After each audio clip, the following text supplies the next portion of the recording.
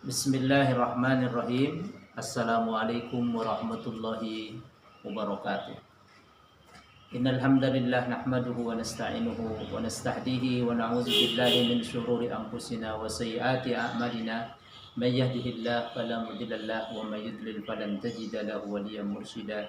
Asyhadu an la ilaha illallah wahdahu la syarika lahu wa asyhadu anna Muhammadan abduhu wa rasuluh alladzi la rasula wa la nabiyya ba'da. Jamaah Musholla Al-Kautsar PT Pertamina Energi yang saya hormati, jamaah Masjid As-Salam Sopodel, insan Pertamina Group yang dimuliakan Allah Subhanahu wa taala, serta segenap pengurus Badan Dakwah Islam PT Pertamina Energi yang dirahmati Allah Subhanahu wa taala. Doa saya pada hari ini semoga Bapak Ibu semua jamaah bekerja dari rumah, work from home, al-amal minal buyut, Allah berkahi, Allah ridhoi semuanya. Jamaah sekalian, Musholla Al-Kautsar PT Pertamina, Masjid As-Salam Sopodel, dan semua jajaran insan Pertamina serta segenap pengurus Badan Dakwah Islam Pertamina yang dirahmati Allah Subhanahu wa taala. Kita lanjutkan pada bagian terakhir, bagian kedua tentang tarhib Ramadan, persiapan kita menjelang dan menyongsong bulan Ramadan. Persiapan yang keempat yaitu i'dadul ilmi. Pada pertemuan pertama sudah kita bahas beberapa hari yang lalu 3 persiapan, dan ini persiapan yang keempat yang terakhir. Persiapan pertama adalah i'dadul iman war ruh, persiapan iman dan ruh. Yang kedua i'dadul jismi, persiapan fisik, ya, badan kita jaga supaya sehat. Dan yang ketiga persiapan al-mal, i'dadul mal, persiapan harta. Yang keempat pada hari ini adalah i'dad al-ilmi, persiapan ilmu, thaqafah, knowledge yang terkait dengan ibadah Ramadan, ibadah puasa Ramadan. Mengapa kita harus persiapkan? Karena puasa Ramadan adalah ibadah, dan ibadah diperlukan ilmu agar kualitas puasa kita berbeda dengan pada umumnya orang-orang yang melakukan ibadah puasa. Masyarul muslimin, jamaah Masjid As-Salam Sopodel, Musholla Pertamina Al-Kautsar, dan semua insan Pertamina yang dirahmati Allah Subhanahu wa taala. Terkait tentang persiapan ilmu ini, yang pertama kita harus tahu rukun puasa. Rukun puasa ada 2. Yang pertama adalah niat. Ya, niat dalam hatinya, kita niatkan puasa kita karena Allah Subhanahu wa taala. Dan yang kedua adalah al-imsak atau al-imtina, mengekang, menahan dari apa yang merusak, membatalkan puasa kita, ya, min tulu'il fajri ila ghurubi syamsi. Al-imsaku anil akli wasyurbi wal jima'i taqarruban ila Allahi min tulu'il fajri ila ghurubi syams, yaitu mengekang, menahan diri kita dari makan, minum, berhubungan suami istri di siang Ramadan, karena kita niatkan takarrub kepada Allah mulai fajar shodek sampai terbenam matahari. Ini rukun puasa, niat dan imsak. Berbeda dengan jadwal imsakiyah. Kalau jadwal imsakiyah adalah yaitu interval waktu sebelum subuh. Kalau ini imsak dalam terminologi fikih, ya, terminologi fikih Islam adalah menahan diri kita, mengekang diri kita dari apa saja yang membatalkan puasa kita, mulai terbit fajar shodek sampai terbenam matahari, makan, minum, atau beribadah hubungan suami istri. Yang kedua, jamaah sekalian, yang perlu kita ketahui adalah terkait tentang persiapan ilmu ini, sunnah-sunnah ketika kita berpuasa, amalan-amalan sunnah yang dianjurkan Rasulullah SAW. Yang pertama adalah sahur. Sahur, Rasulullah SAW bersabda, tasahharu fa inna fis sahuri barakah. Makan sahur kalian, karena di makan sahur, santap sahur ada keberkahan. Keberkahan agar kita lebih sehat, lebih kuat keesokan hari kita menjalankan puasa. Keberkahan kita bisa makan bersama anggota keluarga. Yang kedua, takhir sahur, diakhirkan waktu sahurnya. Jangan terlalu cepat. Kalau sekiranya subuh jam 4.30, maka bisa kita makan sahur, santap sahur bersama keluarga jam 4. Mengapa? Karena supaya kita lebih tahan lama itu energi, makanan dan minuman. Rasulullah SAW sebagaimana diriwayatkan oleh sahabat Nabi yang bernama Zaid bin Sabit radhiyallahu anhu, beliau seorang sekretaris penulis wahyu, tasaharna ma'a Rasulillah sallallahu alaihi wasallam, summa qumna ila sholati faqultu kam kana qadru bainihima, qal qadra 50 ayat. Kami makan sahur bersama Rasulullah SAW. Kemudian setelah itu kami melakukan ibadat sholat subuh. Usai sholat subuh saya tanya, ya Rasulullah, kam kana qadru bainihima? Berapa interval waktu antara kita sholat subuh kemudian antara kita makan sahur dan sholat subuh tadi? Rasul mengatakan 50 ayat, sangat mepet sekali. Yang selanjutnya ta'jilul iftar, mengesegerakan berbuka jika sudah tiba waktunya, jangan ditunda-tunda. Rasulullah menjamin la yazalun nasu bi khairin ma ajjalul fitra, seseorang itu, manusia itu akan diberikan Allah kebaikan keberkahan manakala dia mensegerakan waktunya, dengan catatan jamaah sekalian kalau sudah tiba waktunya. Jadi jangan ditunda.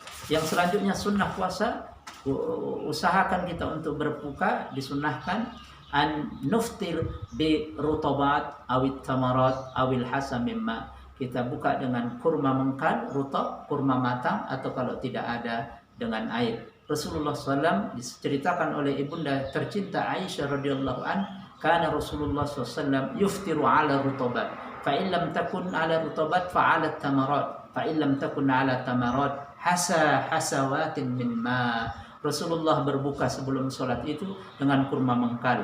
Kalau tidak ada, beliau dengan kurma matang. Kalau tidak ada juga kurma matang, hasafatin min ma. Rasulullah minum beberapa teguk air.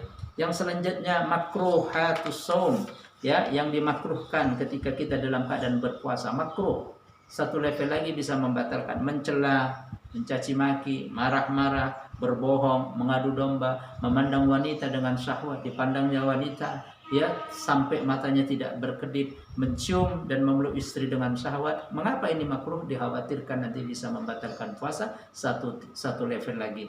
Kemudian berkumur-kumur atau bermasukkan air ke hidung dengan berlebih-lebihan, melakukan aktivitas yang bisa melemahkan tubuh seperti donor darah atau berbekam. Yang selanjutnya hadirin jamaah Musalla Al-Kautsar PT Pertamina, jamaah Masjid As-Salam Sopodel, dan seluruh jajaran insan Pertamina dimanapun berada yang dirahmati Allah, yang membatalkan puasa, yaitu satu, makan minum dengan sengaja. Bagaimana kalau lupa Ustaz? Tidak apa-apa. Ya, dalam hadis, man akala nasiyan, siapa yang dia makan karena lupa, wa huwa shaim, dalam keadaan berpuasa, falyutimma shaumah, kata Rasul, hadis Bukhari Muslim. Lanjutkan puasanya. Fa inna ma at'amahu Allahu wa syarab aw wasaqa. Sesungguhnya Allah lah yang memberikan dia makan dan minuman gratis.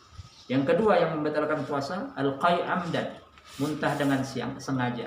Muntah dalam fikih sebagaimana dijelaskan oleh Rasul ada dua, sengaja atau tidak sengaja. Kalau sengaja dia batal, kalau tidak sengaja batal. Berdasarkan hadis sahih riwayat Abu Dawud, riwayat Imam Turmuzi, riwayat Imam Ahmad, riwayat Ibnu Majah, riwayat Daruqutni dan Imam Hakim An-Naisaburi. Rasulullah SAW bersabda, "Man zara'ahul qai' falaysa 'alaihi qada." Siapa yang muntah natural tanpa sengaja, kecapean, tidak perlu qada, tidak perlu mengganti puasa, berarti sah. Wa man istaqa'a fa 'alaihi qada. Siapa yang sengaja memuntah-muntahkan, disogrok-sogroknya di tenggorokan, jamaah sekalian, fa 'alaihi qada, dia wajib membayar puasa. Berarti kalau membayar puasa wajib qada, berarti dia batal puasanya. Yang selanjutnya hati-hati, ya, al-haid wan nifas, datangnya darah haid dan nifas. Walaupun 5 menit, jamaah ibu sekalian, ibu-ibu, bapak-bapak, istri kita, 5 menit sebelum buka datang itu darah haid, batal otomatis. Dia buka berpuasa. Atau datang sisa darah nifas, juga batal. Yang terakhir al-jima' amdan, ya, berhubungan badan suami istri. Ini penting sekali, ya. Jika dia sampai terjadi ini, selain puasanya batal, dia harus membayar denda. Apa dendanya? Memerdekakan budak. Budak sudah tidak ada zaman sekarang. Yang kedua, shaum syahraini mutatabi'ain, puasa 2 bulan berturut-turut. Bayangkan, sebulan saja kadang-kadang repot, 2 bulan. Kalau tidak mampu, it'amu sittina miskina, memberikan makan fakir miskin 60 orang. Ya, ini sebagaimana disabdakan Rasulullah SAW tentang hadis A'rabi, orang Badui yang kemudian di siang hari bersenggama dengan istrinya, dia melapor kepada Rasul sallallahu alaihi wasallam, halaktu ya Rasulullah wa ma ahlakaka waqa'tu 'ala imra'ati fi nahari Ramadan. Saya celaka ya Rasul. Kenapa? Apa yang membuatmu celaka? Saya bersenggama dengan istri saya di siang hari Ramadan. Faqala Rasul sallam, fahal tastati an ta'tika raqabah? Mampu kamu memerdekakan budak? Qala la, tidak ya Rasul. Fahal tastati an tasuma syahraini mutatabi'aini? Mampu engkau berpuasa 2 bulan berturut-turut? Qala la, jawabannya no semua. Tidak. Kemudian Rasulullah bersabda yang terakhir, opsi yang terakhir, fahal tastati an tut'ima sittina miskina? Mampu engkau memberikan 60 orang fakir miskin makan? Faqala la, semua la. Summa jalasa Rasul, duduk sebentar Rasul, kemudian fa'utiya bi'araqin fihi tamr, diberikan Rasulullah bejana atau nampan, di dalam nampan itu ada kurma. Rasul kemudian memanggil orang Badui ini, ambil sedekahkan di kampungmu kepada orang fakir miskin. Kemudian orang Badui yang miskin ini bilang, enggak ada orang yang lebih miskin dari saya. Fadhahikan Nabi SAW hatta badat nawajiduh. Rasul kemudian tertawa sampai nampak gigi seri, gigi taring beliau. Kemudian beliau bersabda, ambil, berikan makan keluargamu. Dan ini tidak ada lagi kesempatan seperti ini. Sudah melakukan dapat beras umpama, tidak ada. Hati-hati, dijaga. Bila malam hari maka diperbolehkan.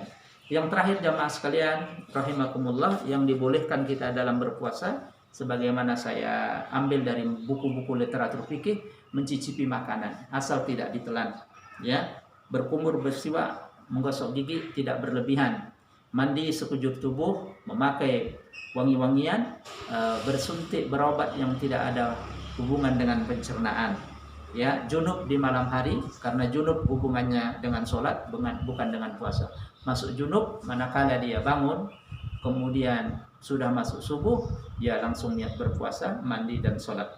Yang selanjutnya, hal-hal yang dianjurkan untuk kita perbanyak di bulan Ramadan, qiraatul Quran, membaca Quran, kemudian al-infaq wa sadaqah, bersedekah, kemudian sholatut tarawih, kemudian yang selanjutnya adalah i'tikaf, ya, dan bila mampu kita bisa berumroh ke tanah suci. Demikian yang bisa saya sampaikan pada kesempatan ini, ya, pada kajian lanjutan yang kedua tentang tarhib persiapan Ramadan.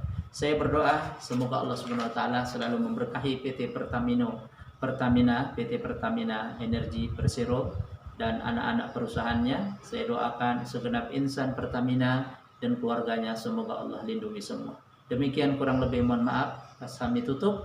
Subhanakallahumma wa bihamdika asyhadu an la ilaha illa anta astaghfiruka wa atubu ilaik. Billahi taufiq wal hidayah. Wassalamualaikum warahmatullahi wabarakatuh.